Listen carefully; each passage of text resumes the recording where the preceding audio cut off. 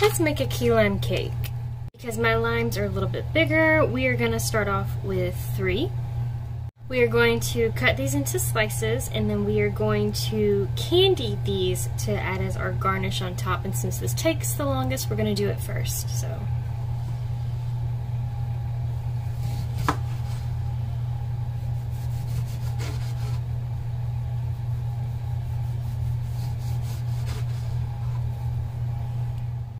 they're all nice and cut. We're going to go and cook them.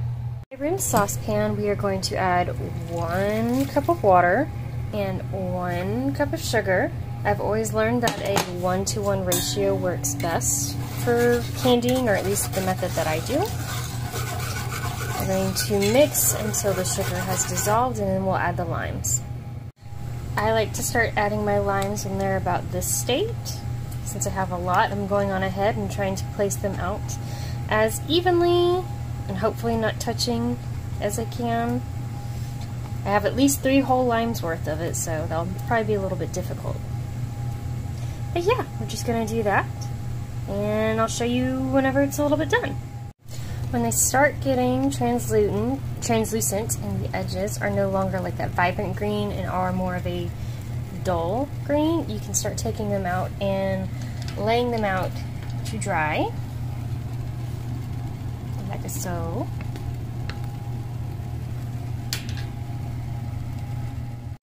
So the limes are going to sit on the rack and dry while we bake the rest of the cake, and then in a little bit we'll probably add more of the sugar syrup to them, just make sure they're a little bit sweeter, and that way they're not too tart when they go on the cake.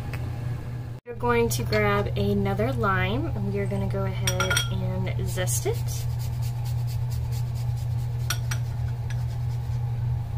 Just going to take this, set it aside. I'm going to take this, cut it, and juice it.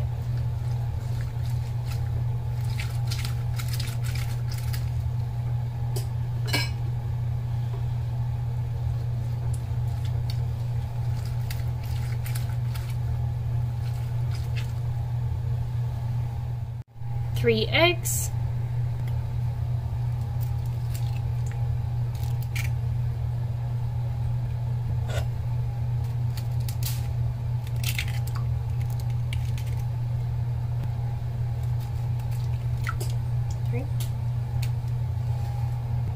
We're also going to add our sugar, which is 2 cups of sugar, and add a teaspoon of vanilla. We're going to mix. It's going to be a little grainy, as you can see, but that's okay. We want it like this. I'm going to add 1 cup of vegetable oil, or if you don't like vegetable oil, you can use canola oil. You're just going to go ahead and mix that together. So while I do have a KitchenAid mixer, I've gotten to a point where I like to make the cake batter by hand, and I prefer to use the KitchenAid mixer to make like my icings. So you're going to see it's going to be a little bit more runny now, not quite as thick, still a little grainy because of our sugar, but this is the consistency we're looking for. We're going to go ahead and add a little bit of salt, half a teaspoon of baking soda, 1 teaspoon of baking powder, and we'll go ahead and add 1 cup of all-purpose flour. And mix. And it's better to add 1 cup of flour at a time because the mixture is going to get like thicker on us. I don't know if you could tell from there, but it does get thicker, not quite as runny as before. And then you'll add a little bit of milk. I have 1 1/3 cup, and I'm just going to do about half of that just to help break it up so it's not so thick. And now that you can see it's a little bit more runny again, so we got to add our other cup of flour. I'm going to go ahead and add that other cup. And we're going to go ahead and start mixing it. Gonna go ahead and add the rest of our milk. That's okay. And mix. Now because this is on the runnier side and not like my usual batter, I'm gonna go ahead and add 1 more cup of flour and mix that together. And don't worry, I didn't forget, we're gonna go ahead and take our lime juice and just add that right in. Make sure to mix that up. We're gonna save our zest to put on top of it whenever we put it in the cake pan. So what I have here is a 15 by 10 by 2 pan. It's not standard, but this is what I take to work whenever I'm baking cakes because it feeds 40 people. I went on ahead and greased it with coconut oil because I'm not actually adding coconut to it. I'm just gonna pour the batter in. Now you can use your 8-inch or 9-inch pans, like your circle ones if you want, and you'll need at least 3 of the 8-inch and maybe 3 of the 9-inch, just because this is a considerably large recipe, as you can see, as it's completely filling this 15 by 10. So because I worry about the lime juice flavoring always baking out, I always add my zest to, depending on what fruit type of cake I'm doing, and I'll add it to the top of it, so that way you taste it whenever you're biting into it, if that makes any sense at all. I know you see how it's got some of these bigger clumps. We're going to just take a toothpick and we're going to kind of spread it around on the top to help, so that way somebody doesn't get a little bit more tart spot than somebody else. Because not everybody likes a good tart key lime. I do, but you know, everybody's a little bit different. So you just kind of go back and forth just to help break up those bigger chunks and help spread it. And if you're asking why I didn't just go ahead and stir the zest in, it's because it will still clump even in your mixture, so at least this way it gives me, I guess, a different sort of peace of mind that it's at least evenly spread out all the way around. But I think this is as good as I'm going to get it. So we're going to pop this in the oven at 350 degrees Fahrenheit, which I believe is 140 degrees Celsius, for 45 minutes to about 55 minutes. Because my pan is bigger, it takes a little bit longer to bake. But if you're doing a standard 8-inch or a 9-inch circle pan, it'll be about 45 minutes. Icing, we're not going to do like a true buttercream, we're going to do something more akin to a cinnamon roll icing.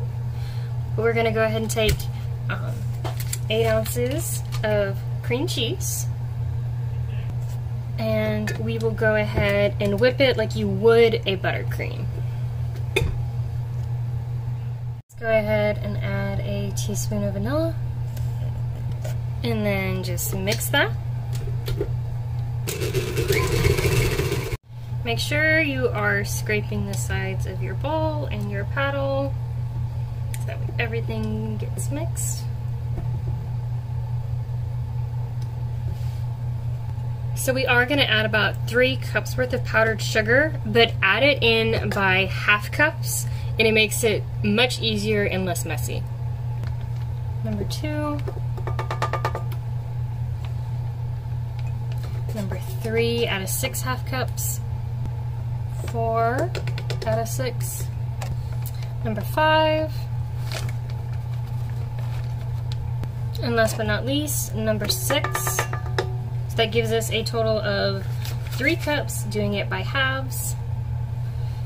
So as I'm pulling this up, after putting 3 cups of powdered sugar, you're going to notice it's super duper thick, and not all of it is wanting to mix very well. So what we're going to do, so it's not a fondant and it is going to be a true icing, we are going to add a couple teaspoons of milk. Actually, probably more like tablespoons. We're going to start off with at least 1. And we're going to mix that and see if that helps break it down, and if we need to add more, we will. Just to show you the difference, it's a lot easier and it'll drop a little bit more. It's still thicker than I would like, so I'm going to add at least another drop of milk and mix it and show it to you again. Just do just like that, and then mix it.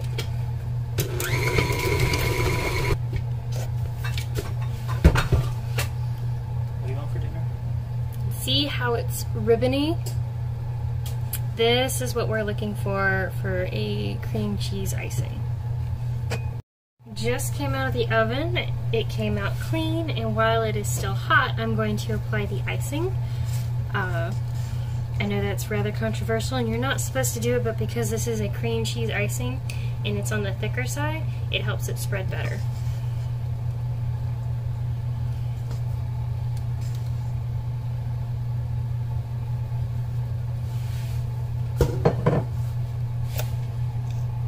Now that the icing is on, we will go ahead and apply our candied limes.